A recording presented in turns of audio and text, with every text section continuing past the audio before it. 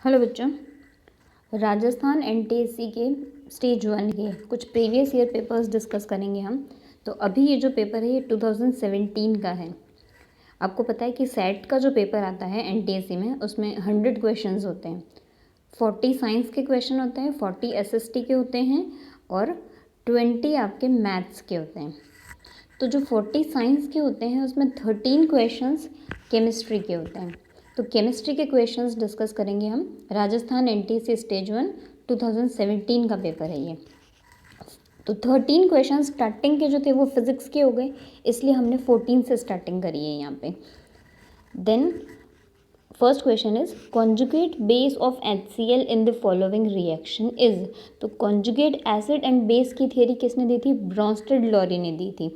Brønsted-lorry के concept के according अगर हम बात करें तो दिस क्वेश्चन इज आस्किंग कि कॉन्जुगेट बेस ऑफ HCl, यानी HCl खुद क्या है? एसिड। एंड ब्रॉन्स्टेड-लॉरी थियरी के अकॉर्डिंग जो एसिड्स होते हैं वो प्रोटॉन डोनेट करते हैं। तो HCl जो होगा वो प्रोटॉन डोनेट करने के बाद क्या बनाएगा?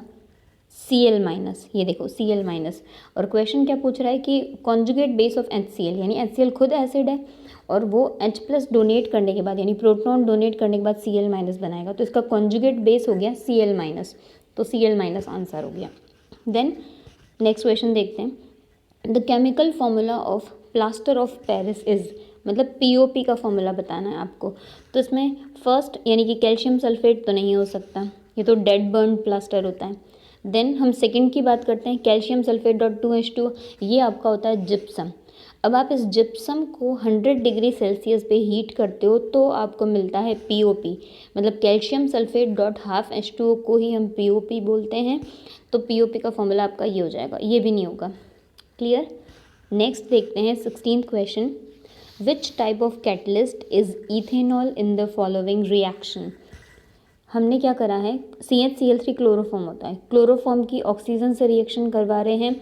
इथेनॉल यानी कि C2H5OH जो है ये आपका C2H5OH यहाँ पर कैटलिस्ट की फॉर्म में वर्क कर रहा है। प्रोडक्ट्स आपके पास बन रहे हैं COCl2 + HCl। COCl2 को फॉस्जीन बोलते हैं, ये पॉइजनस गैस होती है, और HCl तो हाइड्रोक्लोरिक एसिड है ही है। अब यहाँ पर रिएक्शन ये है कि क्लोरोफॉर्म का ऑक्सीडेशन होता है तो ये एक पॉइजनस गैस बनाता है, मतलब हमको इस रिएक्शन की रेट को डिक्रीज़ करना है। तो इसलिए इथेनॉल यहाँ पर एज नेगेटिव कैटलिस्ट यूज़ होता है। तो नेगेटिव कैटलिस्ट आंसर हो जाएगा इसका, सेकेंड आंसर। पॉजिटिव नहीं होगा, बायो कैटलिस्ट भी नहीं होगा, ऑटो कैटलिस्ट भी नहीं होगा, नेगेटिव कैटलिस्ट आंसर हो जाएगा। देन नेक्स्ट क्वेश्चन देखते हैं।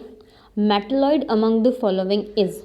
मेटलॉइड मतलब क्या होता है? जिसके अंदर कुछ प्रॉपर्टीज़ मेटल्स की होती हैं और कुछ नॉन मेटल्स की होती हैं। तो लिथियम की बात करते हैं फर्स्ट। तो लिथियम तो आपको पता है कि मेटल होता है, सल्फर नॉन मेटल है, सोडियम मेटल है, तो सिलिकन जो है आपका Si वो मेटलॉइड है। तो फोर्थ आंसर हो जाएगा सिलिकन। नेक्स्ट देखते हैं 18th क्वेश्चन। इसके अंदर आपको इस कंपाउंड का IUPAC नेम बताना है। इसको थोड़ा सिंपल फॉर्म में ड्रॉ कर देती हूँ मैं, ये इस तरीके से CH3 then C double bond CH2 and ये यहाँ पर एक CH3।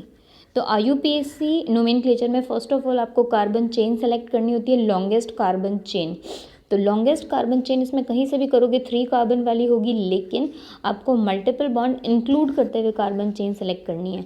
तो हमने ये वाली कार्बन चेन सेलेक्ट कर ली, ठीक है। देन इसके बाद आपको नंबरिंग करनी होती है। नंबरिंग आपको वहाँ से करनी होती है जहाँ से मल्टीपल बॉन्ड को मिनिमम नंबर मिले। तो यहाँ से नंबरिंग कर दोगे आप 1 2 एंड 3। देन आप नेमिंग स्टार्ट करोगे। नेमिंग के लिए फर्स्टली आपको क्या करना होता है, सेकेंडरी प्रीफिक्स रखना होता है। सेकेंडरी प्रीफिक्स मतलब जो सब्सटीट्यूएंट्स वगैरह होते हैं। यहाँ सब्सटीट्यूएंट कौन सा है? मिथाइल। उसकी पोजीशन क्या है? 2 मिथाइल। ओके। उसके बाद प्राइमरी प्रीफिक्स जो होता है वो साइक्लो होता है, वो हम यहाँ स्किप कर देंगे क्योंकि ये साइक्लिक कंपाउंड है ही नहीं। देन हमारा वर्ड रूट क्या है? वर्ड रूट मतलब मेन कार्बन में कितनी, मेन कार्बन चेन में कितने कार्बन है? 3 है। तो आ गया प्रॉप आपके पास, ठीक है, प्रॉप आ गया। उसके बाद डबल बॉन्ड है तो आपका प्राइमरी सफिक्स क्या आएगा?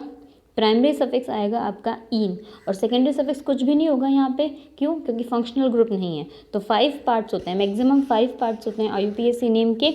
हमने यहाँ पर जो चीज़ें प्रेजेंट थी वही पार्ट्स यूज़ करे हैं। तो इसका आंसर क्या हो जाएगा, सेकेंड आंसर हो जाएगा। 2 पे मिथाइल था, एक बार फिर ड्रॉ करके बता देती हूँ आपको, CH3, then C double bond CH2 और यहाँ पे आ गया CH3, 1 2 3। तो आपको इसका नेम क्या रखना है, 2 पे मिथाइल आ गया एंड 1 प्रोपीन आ गया। वैसे इसका नाम ये भी हो सकता था 2 मिथाइल प्रोप 1 इन। ओके, तो ये 1 डायमिथाइल वाला रॉन्ग है, ये भी रॉन्ग है एंड ये भी रॉन्ग है। तो 2 मिथाइल प्रोप 1 इन आंसर होगा, या फिर 1 प्रोपीन भी करेक्ट है। तो 18 का सेकेंड आंसर हो जाएगा। देन हम बात करते हैं नेक्स्ट क्वेश्चन की, 19th question. The polymer formed by condensation of adipic acid and hexamethylene diamine. Adipic acid जो होता है वो 6 कार्बन कंटेनिंग कंपाउंड होता है। ओके, इसका स्ट्रक्चर अभी आपके सिलेबस में नहीं है, अदरवाइज मैं बता देती हूँ। एंड हेक्सामिथाइलिन डायमीन जो होता है ये भी 6 कार्बन कंटेनिंग कंपाउंड होता है। क्लियर। तो इन दोनों मोनोमर्स के कंडेंसेशन से आपको जो पॉलीमर मिलता है दैट इज नाइलॉन 66। तो फोर्थ आंसर हो जाएगा इसका, नाइलॉन 66 आंसर है इसका। Adipic acid and hexamethylene diamine से मिलकर आपको मिलता है nylon 66, fourth is the answer. Next देखते हैं 20th question. The method for separation of mixture of common salt and ammonium chloride is. तो कॉमन सॉल्ट भी सॉलिड है और अमोनियम क्लोराइड भी सॉलिड है। तो सॉलिड सॉलिड मिक्सचर का सेपरेशन कैसे करते हैं हम देखते हैं। फ्रैक्शनल डिस्टिलेशन नहीं हो सकता यहाँ पे, क्यों, क्योंकि इससे तो लिक्विड का सेपरेशन होता है। देन हम बात करते हैं सब्लिमेशन की। हाँ, सब्लिमेशन हो सकता है, क्यों, क्योंकि सब्लिमेशन के लिए क्या रिक्वायर्ड है, एक तो सॉलिड सॉलिड का मिक्सचर होना चाहिए एंड एक कंपोनेंट सब्लिमेबल होना चाहिए और एक सब्लिमेबल नहीं होना चाहिए। तो अमोनियम क्लोराइड आपका सब्लिमेबल है, ये फॉर्मूला होता है अमोनियम क्लोराइड का NH4Cl, ये सब्लिमेबल है। और कॉमन सॉल्ट मतलब NaCl की बात कर रहा है, NaCl इज नॉट सब्लिमेबल, तो सब्लिमेशन आंसर हो जाएगा। क्रोमेटोग्राफी भी नहीं हो सकता इसका एंड देन क्रिस्टलाइजेशन भी नहीं हो सकता, second is the answer, sublimation. 20th question. Then 21st question की बात करते हैं। Number of molecules present in 14 gram N2 molecule. Okay, the question is asking about N2। तो हमको फर्स्ट ऑफ ऑल तो उसके मोल कैलकुलेट करने हैं। मोल कैलकुलेट करने के लिए हम क्या करते हैं, गिवन मास अपॉन, अगर एटम है तो ग्राम एटॉमिक मास, मॉलिक्यूल है तो ग्राम मॉलिक्यूलर मास, या फिर आप ये बोल सकते हो given mass upon molar mass. तो 14 डिवाइडेड बाय 28 इसलिए डिवाइड करा हमने क्योंकि यहाँ हम नाइट्रोजन मॉलिक्यूल की बात कर रहे हैं। तो नाइट्रोजन का एटॉमिक मास 14 होता है, तो नाइट्रोजन का जो मॉलिक्यूलर मास है, ग्राम मॉलिक्यूलर मास, वो 28 हो जाएगा। तो हमने यहाँ मोल कैलकुलेट करने के लिए क्या करा, 14 अपॉन 28, ये कितना आ गया, हाफ मोल आ गया आपके पास। ओके, और जब मोल आ जाता है हमारे पास, उसके बाद हमको मॉलिक्यूल्स का नंबर अगर कैलकुलेट करना है तो हम मोल को मल्टीप्लाई करते हैं एवोगेड्रो नंबर से। एवोगेड्रो नंबर आपका क्या होता है, 6.022 into 10⁻23।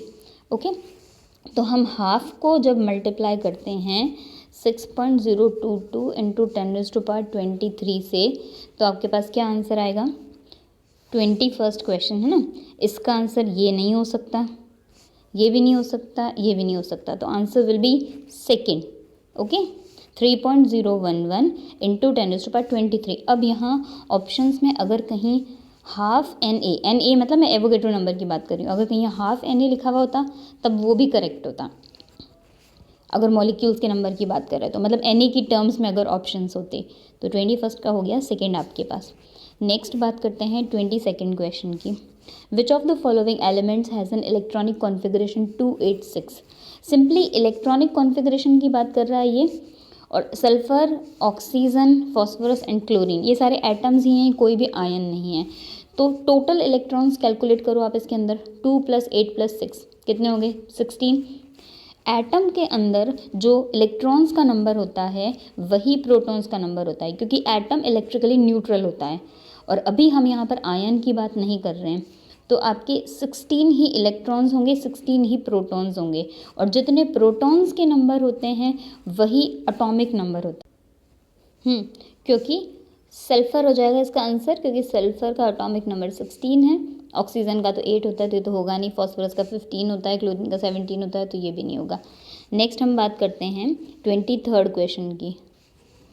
Which of the following elements show variable valency. Variable valency का मतलब होता है कि एक ही एटम जो होता है वो more than one valency show करता है। तो यहाँ हम बात करते हैं सोडियम की, नहीं सोडियम की तो ओनली 1 होती है। देन मैग्नीशियम की 2 होती है एंड वैल्यू 1 ही हो गई ओनली। जिंक भी नहीं हो सकती, जिंक की 2 होती है। हम आयरन की बात करते हैं। आयरन जो होता है वो एक डी ब्लॉक एलिमेंट है, तो डी ब्लॉक एलिमेंट्स जो होते हैं मेनली वो वेरिएबल वैलेंसी शो करते हैं। आयरन जो होता है आपका 2 and 3 दोनों टाइप की वैलेंसी शो करता है। जैसे आयरन की 2 भी वैलेंसी होती है एंड आयरन की 3 भी होती है। और अगर ये चार्ज की फॉर्म में हो आयरन 2+ एंड आयरन 3+ तो उसको फेरस एंड फेरिक बोलते हैं। नेक्स्ट हम देखते हैं 23 हो गया हमारा, 23 का थर्ड आंसर हो गया। Formula of aluminium carbonate. Aluminium carbonate कैसे बनेगा, जैसे आपका एल्यूमिनियम क्या होता है 3+ और कार्बोनेट क्या होता है CO3 2-। कैसे लर्न करना, एल्यूमिनियम की वैलेंसी तो याद रह जाएगी।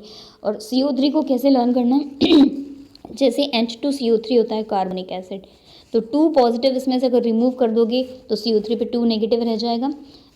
देन उसके बाद आपको इनको क्रॉस करना है, तो क्या बन जाएगा देखो एक बार फिर से बताते हैं आपको। एल्यूमिनियम 3+ एंड CO3 2-, तो इनको क्रॉस करो क्या बनेगा Al2 CO3 का whole thrice. Okay, this is the formula of aluminium carbonate. Question number 24 aluminium carbonate पूछ रहा है ना ये, तो इसका आंसर हो जाएगा फर्स्ट, क्योंकि अभी हमने यही देखा था Al2 CO3 का होल थ्राइस। फर्स्ट आंसर हो गया aluminium carbonate. Then 25th question is formula of freon 112 is. तो फ्रियोन का नोमेनक्लेचर कैसे होता है, फ्रियोन में आपको सिंपली ये ध्यान रखना है, जैसे कोई भी क्लोरोफ्लोरोकार्बन है उन्हीं को हम फ्रियोन्स बोलते हैं। क्लोरोफ्लोरोकार्बन क्या करते हैं, मेनली ओजोन लेयर डिप्लीशन के लिए रिस्पॉन्सिबल होते हैं। वैसे ये रेफ्रिजरेंट्स होते हैं लेकिन इनका हार्मफुल इफेक्ट ये है कि ओजोन लेयर डिप्लीशन के लिए रिस्पॉन्सिबल है। तो CFC जो है इनके अंदर इसका नेम आपको कैसे रखना है फ्रियोन, देन डैश करके आपको क्या करना है कार्बन जितने भी हैं उस कंपाउंड के अंदर उसका आप -1 कर दो, हाइड्रोजन जितने भी हैं उसका +1 कर दो एंड फ्लोरीन के नंबर्स को एज इट इज़ रखना है आपको। तो यहाँ आपको नेम से फॉर्मूला बनाना है। तो फ्रियोन 112 मीन्स 112 कार्बन का नंबर 1 लिखा है यानी इस कार्बन इसमें 2 होंगे। हाइड्रोजन का 1 लिखा है तो हाइड्रोजन इसमें 0 होंगे क्योंकि हाइड्रोजन का +1 कर दिया। एंड फ्रियोन कितने होंगे, फ्रियोन विल बी 2। अब इसके बेसिस पे देखो हम फॉर्मूला बनाते हैं। कार्बन 2 होंगे एंड फ्लोरीन भी 2 होंगे, और अगर कार्बन 2 है फ्लोरीन 2 है, रिमेनिंग वैलेंसी आपको किससे फुलफिल करनी है, क्लोरीन से। तो यहाँ फॉर्मूला बन जाएगा C2F2Cl4। सेकेंड हो नहीं सकता इसका क्योंकि इसमें कार्बन 1 है, थर्ड भी नहीं हो सकता एंड फोर्थ भी नहीं हो सकता। एक बार स्ट्रक्चर भी ड्रॉ करके बता देती हूँ मैं आपको। जैसे 2 कार्बन है और इसने बोला है कि फ्लोरीन भी 2 है, तो कार्बन की वैलेंसी कितनी होती है 4। तो कार्बन की रिमेनिंग वैलेंसी जितनी भी होगी सब किससे फुलफिल होगी, क्लोरीन से। तो फॉर्मूला बन जाएगा आपका फर्स्ट C2F2Cl4। ओके, देन बात करते हैं 26th क्वेश्चन की। 26th question is the element X reacting with chlorine forms a water soluble compound having high melting point। Water soluble compound and high melting point वाला जो compound होता है वो mainly ionic compound की बात कर रहा है ये। And we know that chlorine is a non metal. Ionic compound बनता है मेटल और नॉन मेटल के बीच में, तो क्लोरीन नॉन मेटल हो गया, तो एलिमेंट X क्या होगा, मेटल होगा। अब हम ऑप्शंस में देखते हैं, मैग्नीशियम है मेटल है, आर्गन इनर्ट गैस है और नॉन मेटल है तो आर्गन तो नहीं हो सकता, कार्बन नॉन मेटल है और नियॉन भी इनर्ट गैस है और नॉन मेटल है तो नियॉन भी नहीं हो सकता। तो magnesium will be the answer, क्योंकि मैग्नीशियम जो होगा वो क्लोरीन के साथ MgCl2 बनाएगा। MgCl2 एक आयोनिक कंपाउंड है और आयोनिक कंपाउंड की ये प्रॉपर्टी है दैट ये वाटर सॉल्यूबल होता है एंड इनका हाई मेल्टिंग पॉइंट होता है।